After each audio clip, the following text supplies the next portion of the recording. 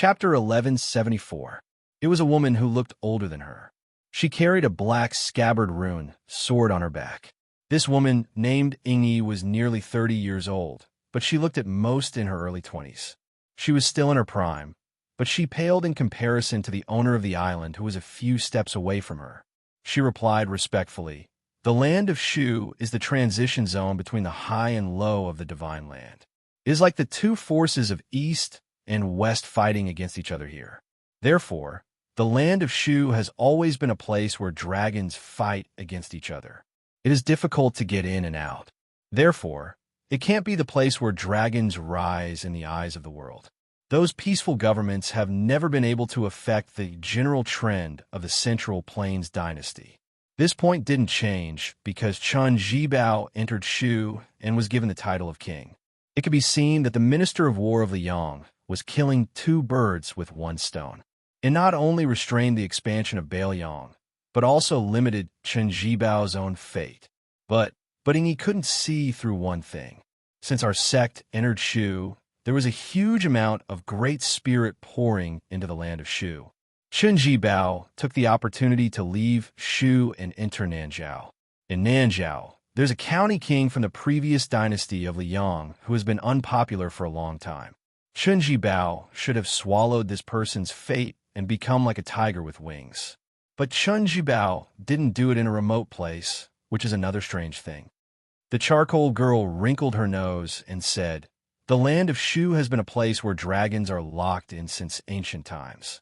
But at that time, the emperor of Liang didn't have the intention to plot against Chun Jibao. He intended to place him in the northern territory of Nanjiang, with Gu Jiantang in the north and the south, guarding the country's gate. But Chun Jibao himself insisted on entering Shu. In my opinion, Chun Jibao is a lunatic with a lofty ambition. He thinks that even if he is alone in Shu County and start from scratch, he can still achieve great things. He wants to do something that no one has ever done before to show others. There is no man more conceited than him in the world. Senior sister, don't you think so?" The master of the Guanyin sect was noncommittal. She asked, "Girl selling charcoal, can you identify the source of the great spirit that entered Shu County?" The charcoal girl blinked. "Senior sister, do you really want me to say it?" The sect master seemed to be in a trance for a moment. He changed the topic and said softly, "We're going to Bailiang this time. After we enter the country, we're not allowed to cause any trouble. Especially you, the charcoal girl. Do you hear me?" The girl lowered her head and said, "Oh, if I find out that you went to cause trouble for the king of Bailiang, you will be punished for both crimes." The charcoal girl, who had been rolling her eyes, suddenly became dispirited. She asked in a sickly voice, "Senior sister, Dong Tai is too arrogant. Not only did he raise waves to drown our Guanyin sect, but why did we allow him to stay on the island as a guest, and even let him swagger away? If senior apprentice sister hadn't come out of seclusion in advance, he would have been clamoring to smash the well that suppresses countless demons. Uncle can tolerate this kind of person who barges into our home and causes trouble, but Aunt can't. Senior apprentice sister, it's not like you can't beat him. Besides, even if you weren't sure you could win, Dong Tai had just fought with that old man." The two tigers were locked in a stalemate. "Senior apprentice sister, you could have taken care of both of them in one go. Then on this trip to Bailiang, wouldn't we be able to ask for a sky-high price and sit on the ground?" The sect master smiled and smacked the charcoal girl's head with a finger. "If your heart isn't in the right place, your chi won't flow smoothly. If your chi isn't flowing smoothly, your majestic chi won't be able to leave your body, just like how a famed sword won't be able to leave its scabbard. What can you do?" The charcoal girl hugged her head with both hands, looking wronged. The sect master smiled gently. "I know you're saying this on purpose for senior apprentice sister's sake. You're afraid that senior apprentice sister will be obstructed by Dong Tai and delay your journey. Charcoal girl, you're thinking too much. Even if senior apprentice sister didn't come out of seclusion in advance, she knows that she can't beat Dong Tai. But so what? Chi cultivators of our generation don't need to compete with others in martial arts. What we need to do is to suppress and subdue those fish that escape the net." The charcoal girl sighed. "Senior apprentice sister, There will be countless vengeful ghosts at Guangling Road that need to be exorcised. We can also accumulate merit, and it's safe there. Why don't we go there? Why do we have to go to Bailiang and take the risk? The sect master shook her head. First of all, there are Qi cultivators in the north who rely on the Zhao clan. If we go there, are we going to fight recklessly? Moreover, there's one more thing to confirm when we go to Bailiang. That is this generation's Zhenwu really the one who stopped wars? It wasn't easy for Li Yang to unify the Central Plains. It has only been slightly more than 20 years since the world was settled. If Bailiang were to cause chaos, then it would become a huge joke. The charcoal girl was stunned for a moment. She asked softly to pacify the world for the sake of the enemy. In that case, isn't that person's surname Su a bigger joke than the biggest joke in the world? The sect master turned her head and asked, "Then why do you still harbor resentment towards him?" The charcoal girl chuckled. "I won't lower myself to his level." The sect master looked at the surface of a lake that was as calm as a mirror. "All right, then, you will take the lead. We have to bring gifts when we visit this time." The charcoal girl gave a sound of acknowledgement. Her expression became serious and solemn. The female Qi cultivator who was standing at the side with a sword on her back was a little surprised. She did not understand the reason and could only wait and see. The charcoal girl said that she would first serve the toast and then the punishment wine. She raised her ring finger and dipped it into the lake water and flicked it into the air. It was as if she was lighting up the wine in the cup.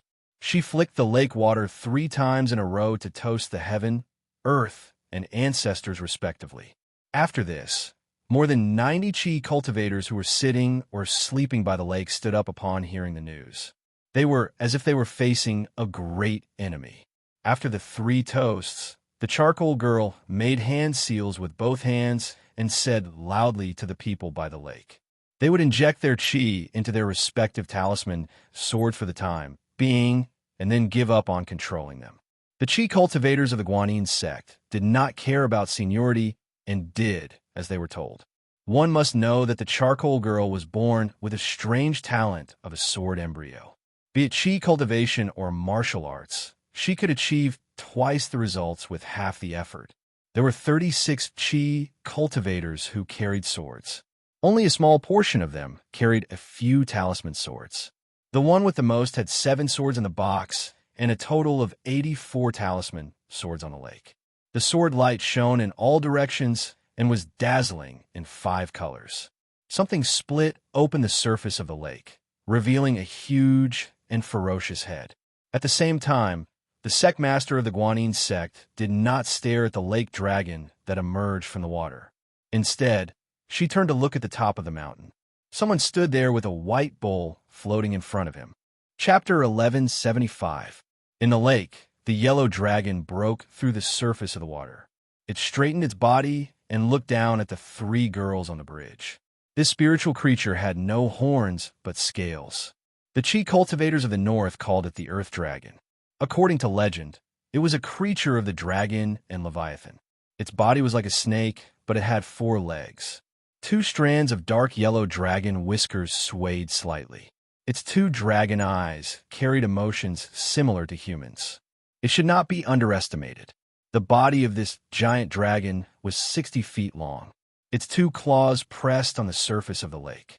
It narrowed its eyes and breathed out a wisp of faint green breath from its mouth. It seemed to be mocking the Qi cultivators on the bridge for overestimating their own abilities. The dragon was a descendant of the dragon. It was said that it had unparalleled power. The dragon pearl in its mouth was the most precious. It only existed in supernatural novels, and no one had seen it. Even the Qi cultivators who were good at looking for the dragon's acupuncture points would not be able to see the true appearance of the dragon in their lifetime. Most of the immortals of the Guanyin sect were immersed in amazement. This was a living giant dragon. As long as the talisman weapon of the Qi cultivators was related to the dragon, it was a priceless treasure. However, the charcoal girl on the bridge was not surprised. She had seen a black dragon in the Earth Lung Mountain. Compared to the black dragon that stole the first blessed land of Taoism, this yellow dragon paled in comparison. The current Wudong chief, Li Yufu, who had been missing for a long time, made a name for himself by slaying the dragon in the earth-lung mountain. The charcoal girl quickly formed a seal with her hands and jumped into the water. She walked on the surface of the lake and began to run around the yellow dragon. She said the 9 words Sanskrit mantra, Lin, Bing, Doja, all formations advance. She supplemented it with the 9 hand seals, including the lion seal. Out of the 84 flying swords, 3 stayed still, and the 81 swords formed a small formation of 9 swords. The 9 small formations formed a big sword formation. The talisman swords floated above the water with different heights. The tips of the swords pointed downwards, and they spat out Gang Chi. Under the influence of each other, countless water snakes seemed to swim on the surface of the lake. Finally, they formed the seal of treasured vase and trapped the yellow dragon. After the charcoal girl formed the seal, although the sword formation was successfully completed, she looked relaxed. She muttered that she must catch this longworm. However, she didn't underestimate her opponent. She glided gracefully on the surface of the lake. While her delicate body tilted, her slender hand drew on the surface of the water as if she was scribbling. Then she whispered, "Rise."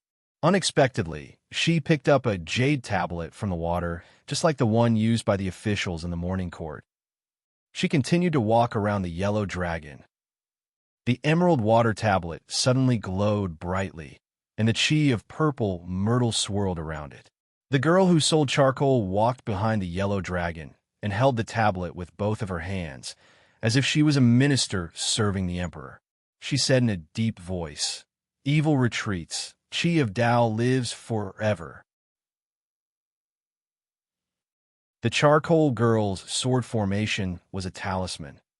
She raised her hands. The yellow dragon, which was as still as a statue. He is, and is, it is. He raised his claw and pressed it gently on the surface of the lake. He was only 1 step away from breaking the sword formation. The yellow dragon, who had its back to the charcoal girl, seemed to be surprised. It thought for a while. Then it turned its head. It bit the big tablet made of condensed chi and tore it into pieces. The talisman in the charcoal girl's hand also showed traces of cracks. The yellow dragon shook its head. Its dragon whiskers fluttered. Then it opened its eyes wide and showed its mouth. Like a heavenly king, it roared at the girl who was as small as an ant. The girl selling charcoal was still holding the water tablet in her hand. Her body slid backward on the surface of the lake. Her black hair fluttered in the wind due to the dragon's breath. The charcoal girl retreated until she was a few feet away from the shore. Then she let go of the tablet. The tablet did not fall to the ground. The charcoal girl muttered, "You dare to spit on me? I'll teach you a lesson." She glanced at the sword formation. Then she began to run on the lake again. She said softly, "With one thought, I can create a purple canopy. With one thought, I can understand nature. With one thought, I can ascend to Tai Ching. Never forget, I will tell the 9 heavens." Every time she said, "with one thought," the remaining 3 swords would rise higher and rise into the moon. The charcoal girl's body was purple and gold. She looked like a god in the eyes of others. The yellow dragon stared at the familiar breath. It seemed to be afraid. Then it became furious. It slammed its claws on the lake's surface. The dragon claws hidden at the bottom of the lake also began to overturn the river and sea. Even a trapped beast would put up a fight.